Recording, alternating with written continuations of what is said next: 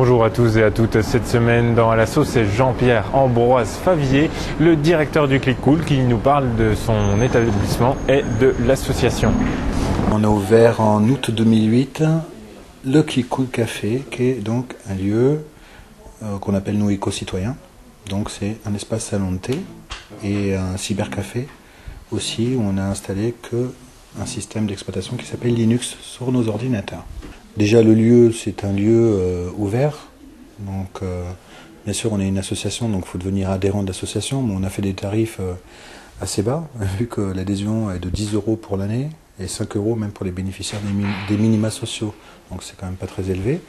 Et donc il est possible pour les gens de venir découvrir Internet, de venir surfer sur Internet directement sur Linux. Comme ça, c'est déjà un très bon moyen pour découvrir Linux. Très vite, les gens s'aperçoivent qu'il n'y a pas tant de différence que ça. Et sinon, après, oui, bien sûr, nous, on propose de l'assistance, des prestations personnalisées pour Linux. Et sinon, on organise aussi des ateliers.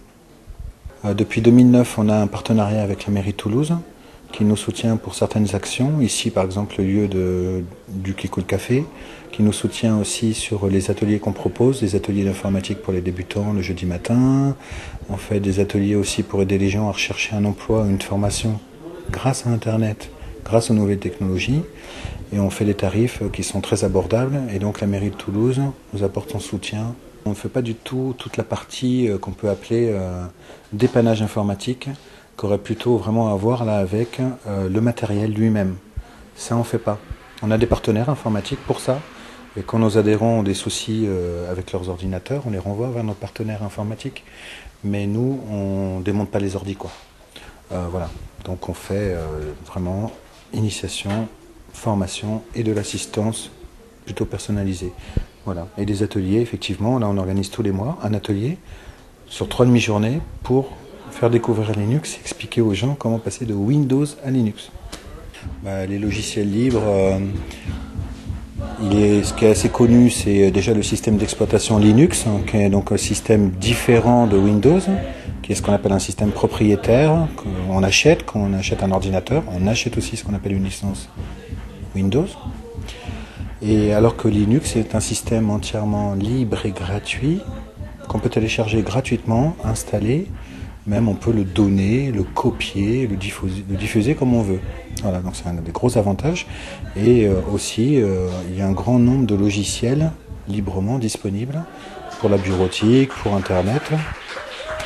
On y a accès très facilement en les téléchargeant sur Internet. Pour une grande majorité d'utilisateurs, les systèmes Linux peut largement suffire. Parce qu'on peut tout faire quand même. Là, je pense à l'utilisation déjà courante, qui est la bureautique, la navigation sur Internet, les mails, le traitement de photos, la gestion de sa photothèque. Il y a même des distributions Linux qui sont orientées musique assistée par ordinateur ou faire des vidéos avec certains logiciels très spécifiques. Donc, c'est quand même, il y a une panoplie de logiciels. C'est assez impressionnant. Et quand une nouvelle version sort, on n'est pas obligé de payer.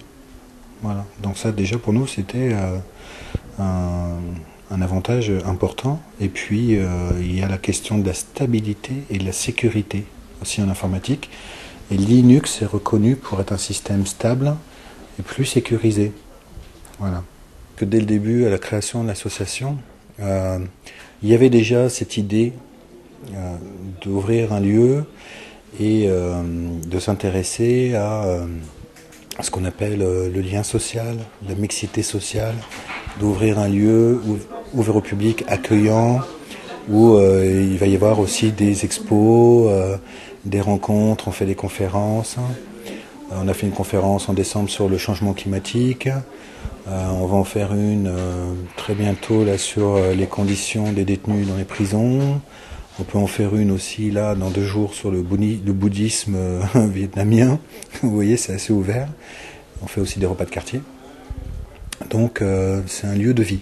Alors si vous avez envie de passer au libre ou de voir une exposition ou une conférence ou tout simplement de prendre un café, vous savez que le Click Cool Café est là pour vous. Alors à la semaine prochaine dans un prochain À l'assaut et merci.